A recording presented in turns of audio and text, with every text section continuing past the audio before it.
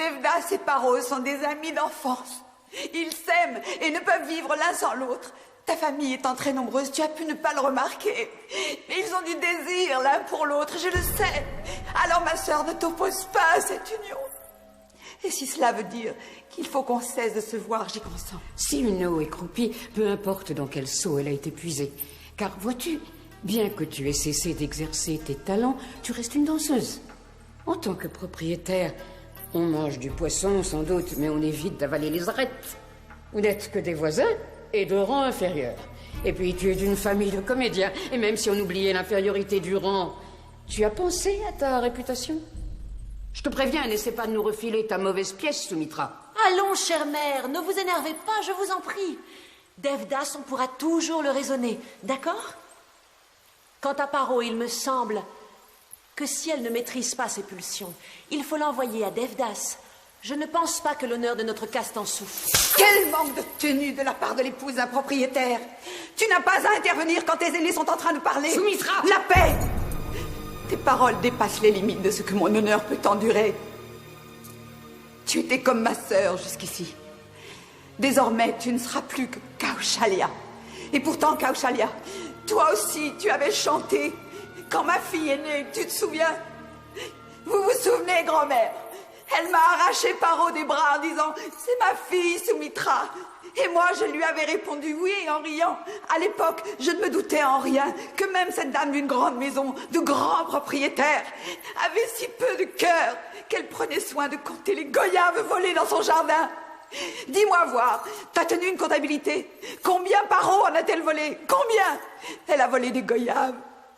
À ce compte-là, j'ai nourri pour ma part plus souvent ton fils Devdas que ma fille n'a volé dans son enfance de goyaves dans ton jardin.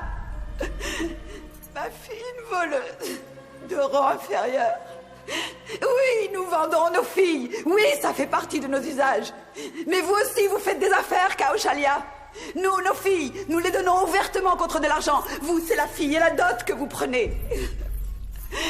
C'est au son qu'elle fait en tombant qu'on sait si une pièce est vraie ou fausse. Mais ça, jamais tu ne pourras arriver à le comprendre. Car tu es bien trop sourde, Kaushalya, pour pouvoir entendre ce que dit le cœur de ton fils. Et trop aveugle aussi, pour voir l'amour qu'il y a entre deux. Et bientôt, tu seras aussi frappée de stupeur quand ton propre fils tombera dans la déchéance. Sur la tête de ma fille, je jure que si dans 7 jours à compter d'aujourd'hui, dans 7 jours, je n'ai toujours pas réussi à marier ma fille dans une famille d'un rang qui soit supérieur au vôtre, vous pourrez alors venir pleurer ma mort ou bien vous en réjouir. Je venais te souhaiter d'avoir un fils qui soit pareil à l'astre lunaire. Mais à présent, je te souhaite d'avoir une fille pareille à l'éclat de la lune. Une fille naîtra dans cette maison.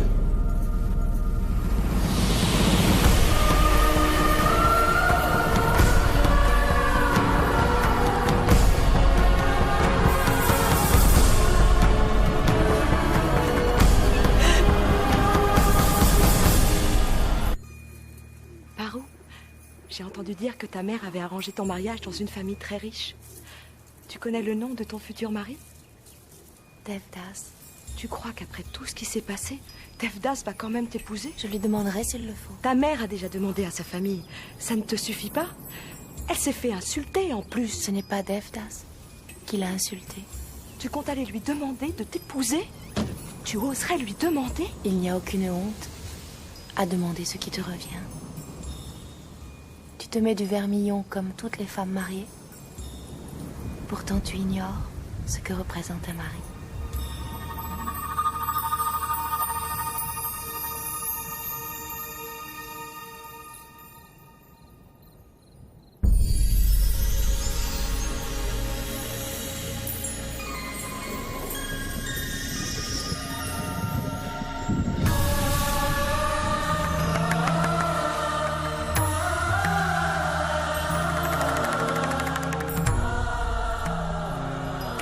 Qui est là? C'est moi.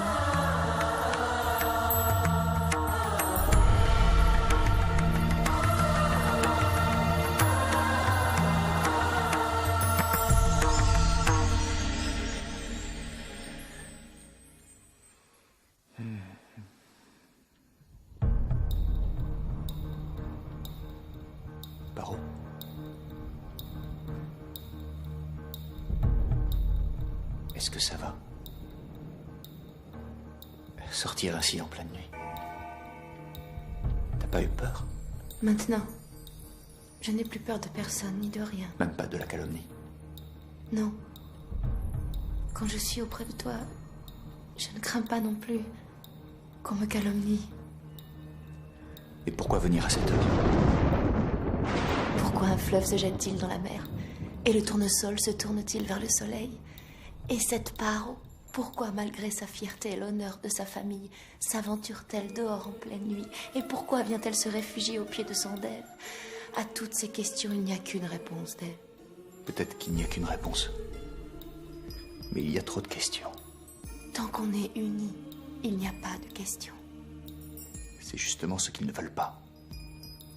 Et toi, qu'est-ce que tu veux? Que tu sois heureuse. Mais mon père, hélas, ne voit pas les choses tout à fait ainsi. Nous le convaincrons. Et s'il refuse de céder? Il n'y a pas de place pour le doute là où il y a de l'amour. Et il n'y a pas de fumée sans feu non plus, Paro. Je ne veux pas qu'on soit sacrifié dans le feu qui embrase nos deux familles. Je ne le veux pas, Paro. De toute manière, je suis condamnée, avec ou sans toi. Il est temps que je te raccompagne chez toi. Tu me ramènes? Malgré ce que l'on risque de dire.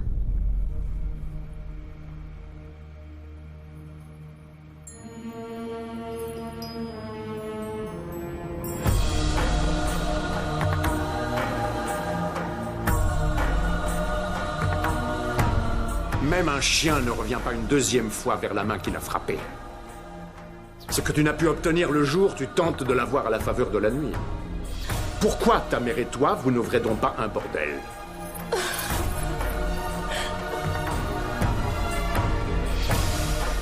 Un macro lui-même ne parlerait pas d'une façon aussi grossière à sa propre fille. Dev!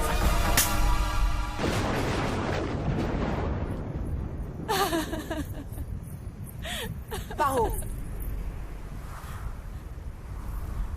Jour après jour, je t'ai vu te consumer pour Devdas en même temps que cette lampe. Ce que tu veux, Paro, est tellement cher à mes yeux que même si tu m'avais demandé d'aller voir Devdas, j'y aurais consenti, quitte à ce que ma fille devienne la putain d'une nuit. Je voulais juste lui demander. Et quelle a été sa réponse, Paro? Eh bien, tu n'es pas allé là-bas seul, Paro. C'est en emportant l'honneur de ta famille avec toi que tu es allé chez eux. Toi, tu es revenu. Mais l'honneur, tu l'as laissé là-bas. Ne vous tourmentez donc pas, père. À quoi bon se faire une montagne de rien du tout? Au fait, que fait-on du châle qu'elle a laissé? Dis à Devdas d'aller le lui rendre. Cette union n'est pas possible. C'est hors de question. Don't forget yourself, Dev. Tu es en train d'oublier à qui tu t'adresses, mon garçon. Un propriétaire caractériel, prêt à envoyer la fille d'un autre. Travailler dans un bordel. Les filles de bonne famille, au cas où tu l'ignorerais, ne viennent pas rendre visite ainsi aux fils de leurs voisins à 2 heures du matin. Elle est venue me voir parce qu'elle m'aime. Et parce que vous l'y avez contrainte. Ça suffit. Je refuse d'en entendre davantage. Et moi de parler avec vous. Parfait. L'affaire est classée. Case is dismissed. I object. Don't you realize? Notre famille est d'un rang très supérieur au leur. I object. Nous mangeons la même nourriture. Notre statut, notre rang social sont si élevés que même le gouvernement anglais a entendu parler de notre famille. I object. Ne foulez-vous pas la même terre? Entre l'oiseau qui vole dans les airs et le poisson qui nage dans l'eau, il ne peut y avoir aucune espèce de lien. L'être humain, bien qu'il vive sur terre, établit pourtant des liens avec Dieu dans les cieux. How dare you? Chut! I said I object.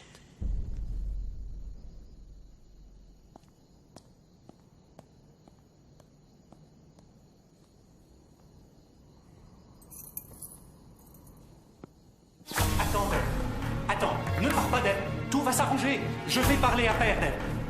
Mais ne quitte pas la maison. Non, Bouchdas. Arrête de faire l'enfant, Deb. Ce n'est pas si grave après tout. Peut-être que ce n'est pas grave pour Père, mais pour moi, ça l'est. Et je n'ai comprends pas, aucune Dave. envie Sois de raisonnable. passer ma vie à recevoir Attends, des Dave, ordres. attends. Écoute-moi. Tu peux pas partir comme ça. Attends. Où iras-tu? Je parlerai à père, Dave. Écoute-moi. Arrête le Kumut.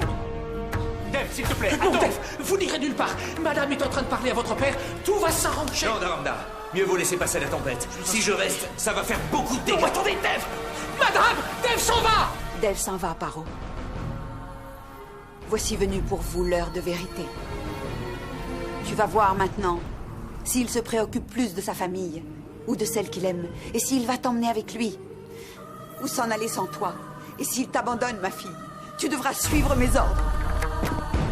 Arrêtez, Dave. Je ne vous laisserai pas partir. Arrêtez. Descendez Non, là. ne pars pas, Dave.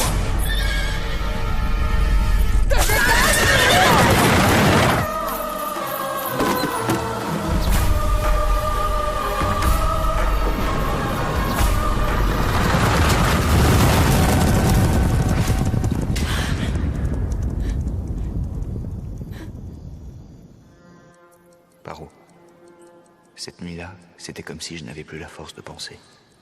Comme si je me trouvais entre les deux plateaux de la balance. Je veux ton bonheur. Mais tu ne voudrais pas, sans doute, que je fasse de la peine à mon père pour te rendre heureuse. Pourquoi le fleuve se jette-t-il dans la mer? Pourquoi le tournesol se tourne-t-il vers le soleil? Au lieu de chercher une réponse à ces questions, pourquoi ne pas oublier qu'on les a posées? Considère qu'entre nous, il n'y a jamais eu d'amour. Que tout cela, finalement, n'était qu'enfantillage. Désormais, tu ne seras plus pour moi que la fille des voisins. Et moi, ton ami, Dave. Paro, dépêche-toi de te préparer et de descendre. Tes beaux-parents sont arrivés.